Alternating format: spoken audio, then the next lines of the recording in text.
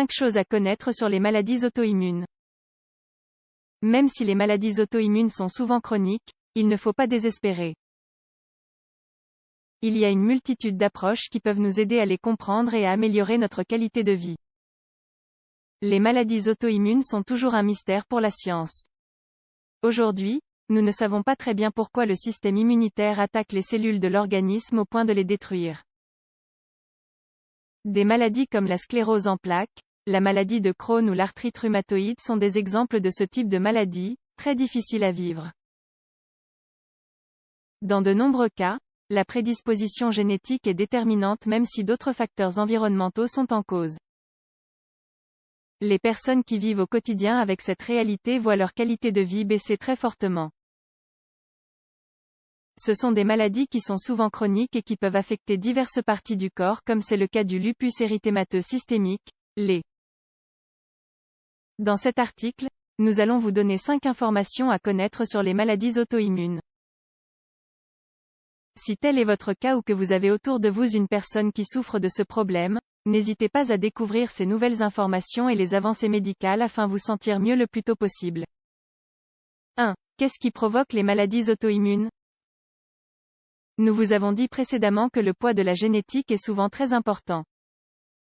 De fait, on sait qu'une interaction entre les facteurs environnementaux et certains gènes détermine l'apparition des maladies auto-immunes.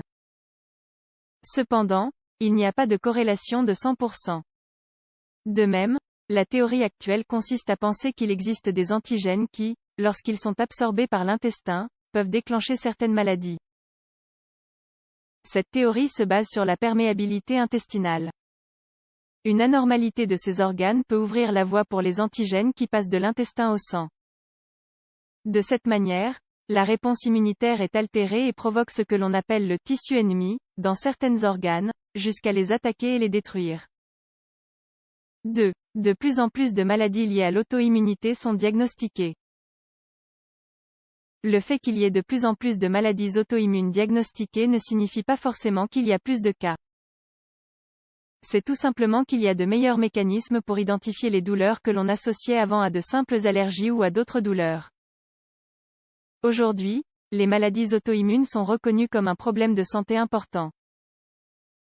Il est nécessaire de permettre aux patients de s'exprimer et d'être présents pour qu'ils se sentent soutenus. La science dispose à présent de meilleurs mécanismes pour comprendre le processus auto-immune, ses failles et ses symptômes liés aux différents groupes de maladies chroniques. Aujourd'hui, les enfants qui reçoivent un bon diagnostic sont nombreux, et cela permet de traiter leur maladie auto-immune le plus tôt possible. 3. Quels sont les types de maladies auto-immunes? On peut diviser les maladies auto-immunes en plusieurs groupes. Les maladies systémiques, elles n'affectent pas un organe en particulier mais peuvent en attaquer plusieurs. C'est le cas de la maladie cœliaque ou la sclérose latérale amyotrophique, ELA. Les syndromes locaux, ils impliquent un tissu en particulier. Ils peuvent être à caractère dermatologue, hématologique et endocrinien. Parmi elles, on trouve la thyroïdite de Hashimoto ou la colite ulcéreuse. 4. Comment se traitent les maladies auto-immunes?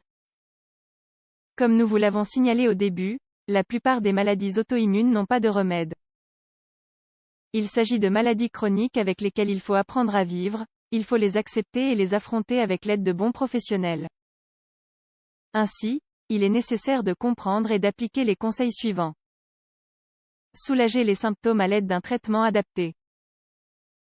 Conserver les organes et leur activité. Que ce soit l'intestin, le foie ou même la peau, il faut lutter pour conserver son intégrité et sa qualité de vie dans la mesure du possible. Essayer de nouveaux traitements et être au courant des avancées, des découvertes et des stratégies. 5. Souvenez-vous que vous n'êtes pas seul. Vivre avec un lupus ou une sclérose en plaques n'est pas facile pour le patient mais également pour la famille. Pour nous permettre de survivre à ces circonstances personnelles, il est nécessaire de traiter la maladie à partir de plusieurs approches.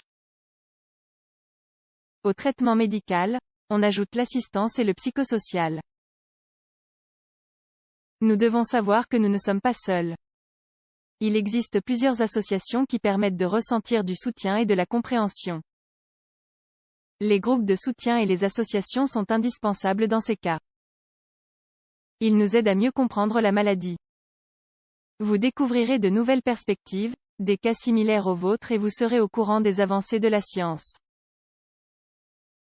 Pour conclure, même si les maladies auto-immunes nous conduisent à un style de vie différent et plus focalisé sur le soin, l'attention et la lutte pour une meilleure qualité de vie et une dignité, souvenez-vous que vous n'êtes pas seul.